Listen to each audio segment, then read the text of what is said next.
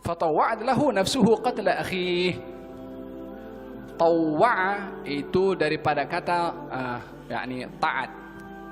Tapi kalau tawwa'a memaksa taat. Bila mana disebut memaksa taat berarti ada perlawanan. Kalau tidak ada perlawanan maka tak perlu ada paksaan. Tapi karena ini dipaksa untuk taat, berarti ada perlawanan yang terjadi di dalam perasaan Qabil ketika ingin membunuh kepada Habil. Masa nak bunuh tuh dirinya tahu, iya aku buat kalau aku bunuh aku berdosa, aku masuk neraka, ini pun adik aku juga secara naluri. Tapi hawa nafsu yang menguasai, hasad dengki yang menguasai, memaksa kepada hawa nafsu tadi kepada dirinya yang masih setengah-setengah. Macam mana aku nak bunuh ini adik aku? Macam mana aku nak bunuh sementara pembunuhan itu salah? Macam mana aku nak bunuh sementara hukuman itu akan kena kepada aku? Dia agak teragak-agak. Tapi karena hawa nafsu menguasai, memaksa kepada dirinya untuk bertindak dalam pembunuhan. Fatawwa'at lahu nafsuhu qatla akhi. Hawa nafsunya paksa kepada dirinya untuk membunuh kepada saudaranya. Yang membunuh bukan hawa nafsu. Hawa nafsu paksa saja. Yang melakukan tindakan pembunuhan ya tangan. Demikian juga kepada anggota badan yang lain. Ini mata. Kalau tidak dipaksa oleh hawa nafsu tengok sesuatu, ya dia tak tengok. Tapi karena dipaksa, siapa orang yang tak tahu tengok kepada yang haram itu berdosa? Tahu. Tapi apa sebab dia tengok juga? Ya hawa nafsu tadi.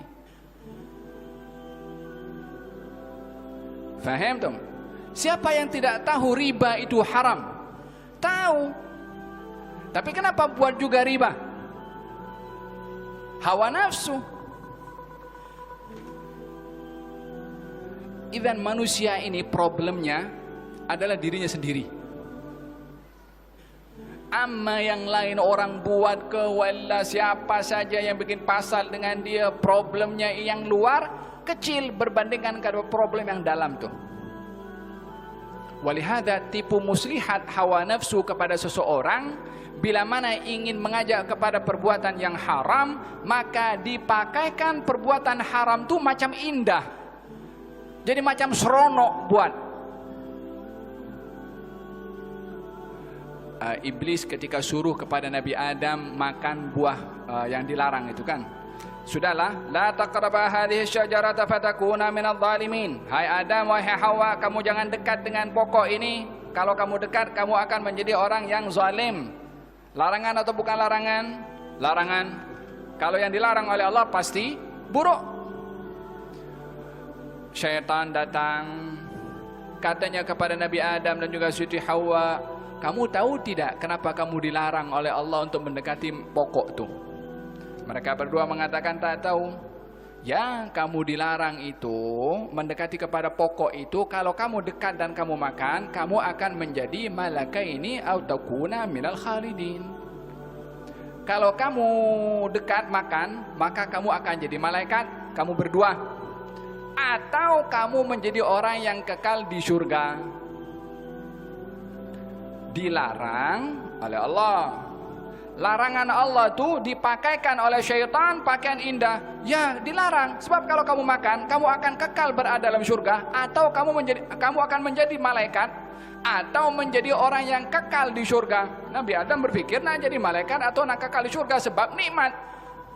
Malaikat dengan taatnya kepada Allah, surga dengan kenikmatan yang ada.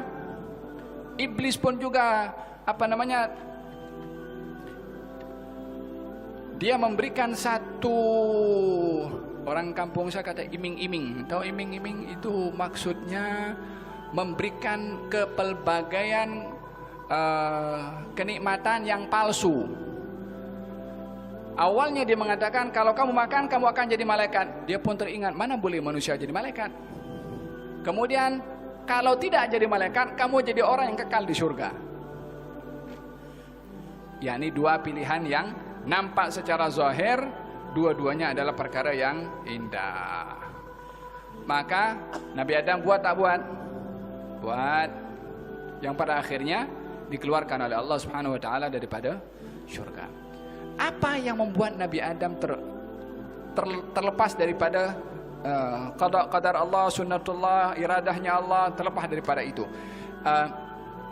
Usaha tipu muslihat syaitan ketika ingin mengelirukan Nabi Adam adalah menghiasi perkara yang mungkar menjadi nampak indah. Di antara, dan ini adalah tazyinul a'mal, wa zayyana lahumu syaitanu a'malahum. Syaitan menghiasi amal perbuatan mereka untuk agar supaya nampak indah. Amalnya buruk, yang akan dibuat buruk, tapi dipakaikan pakaian yang indah sehingga tak nampak buruknya. Di antara tipu muslihat syaitan untuk menghiasi amal perbuatan yang mungkar, katanya buat saja, itu kan dosa kecil, nanti kita pun minta ampun kepada Allah. Bukankah Nabi bersabda, wahai anak Adam, kalau dosa kamu itu setinggi langit pun juga, kalau kamu datang kepada aku, yakni Allah, dalam keadaan tidak menyekutukan Allah, dosa kamu pun akan diampunkan juga oleh Allah walaupun setinggi langit. Allah Maha Pengampun, dosa kamu tak setinggi langit pun. Bukankah manusia ditipu oleh siapa? Ya oleh dirinya sendiri. Kenapa ditipu oleh dirinya sendiri? Siapa suruh dengar syaitan? Faham toh? Itu apa namanya, anak beranak kepada Nabi Yaqub alaihissalam. Katanya mengatakan kepada siapa? Mengatakan kepada satu dengan yang lain. Idh qalu la Yusufu ahabbu ila abina minna. Apa bapak ni? Dia sayang Yusuf lebih daripada kami. Wa nahnu usbatun. Kita ni kan orang-orang yang kuat. Dia pun sendiri tahu kalau orang itu dirinya kuat dan mampu, sementara Yusuf itu masih kecil yang lemah, sehingga diberikan perhatian karena kelemahannya oleh Nabi Yaqub. Dia tahu, tapi karena hawa nafsunya mahu menuntut yang lebih daripada yang sepatutnya dia sedar sebagai seorang dewasa, maka melihat kepada abahnya atau ayahnya sebagai seorang yang dia pilih kasih. Dia sayang kepada Yusuf lebih daripada kami. Kemudian apa? Inna abana la fi dhalalin mubin. Ini abah kita dah tak betul, dah sesat dengan sesat yang nyata. Allah tadi kata pilih kasih, lepas tu sesat yang nyata. So macam mana? Katanya uqtulu Yusufah. Baik, kita bunuh Yusuf. Adik-beradiknya juga. Tengok bagaimana hasad dengki itu. Uqtulu Yusufah. Satu yang lain mengatakan, awil trahuhu ardan yakhlu lakum wajhu abikum. Atau campakan saja ke mana negeri, yang penting dia tak nampak oleh ayah kami. Yang penting ayah kita nampak kita je. Ini Yusuf hantarkan entah di mana. Kemudian watakunu min ba'dihi qauman salihin. Lepas kita campakkan Yusuf tu, lepas tu kita menjadi orang yang baik. Ini kita bertaubat kepada Allah Subhanahu wa taala dan menjadi orang yang baik. Yakni berazam untuk menjadi orang yang baik sebelum merancang untuk perbuatan yang jahat. Yang dirinya tahu berbuat jahat akan mendapatkan hukuman, yakni dia seakan-akan mengatakan bagaimana ya,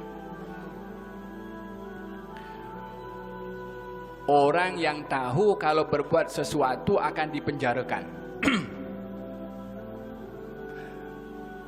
Lalu dia mengatakan, kita buat saja, kita pasti tak lama di penjara, atau kita pasti selamat daripada penjara.